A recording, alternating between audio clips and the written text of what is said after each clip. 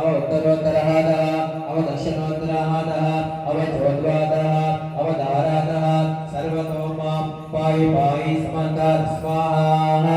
श्री महागणाधिपते इदं नमः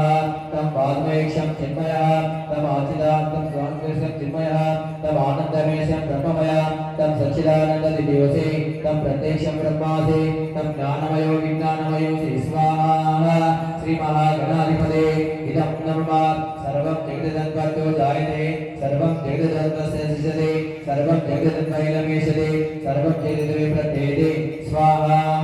श्री महागणाधिपते इदं नमः त्वं भूमिरापो नलो निलो नमः स्वाहा श्री महागणाधिपते नमः तं चत्वारि वाक्पदानि स्वाहा श्री महागणाधिपते नमः तं गुणत्रयधीतः तं अवत्रयधीतः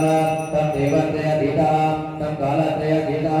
तं मूलाधारसितोषि नित्यं स्वाहा श्री महागणाधिपते इदं नमः तं चित्तित्मयः तं योगिनो गायन्ति नित्यं स्वाहा श्री महागणाधिपते इदं नमः तं ब्रह्मस्तं विष्णुस्तं रुद्रस्तं इन्द्रस्तं अग्निस्तं वायुस्तं सूर्यस्तं चन्द्रमास्तं ब्रह्मभूर्भुवस्वरं स्वाहा।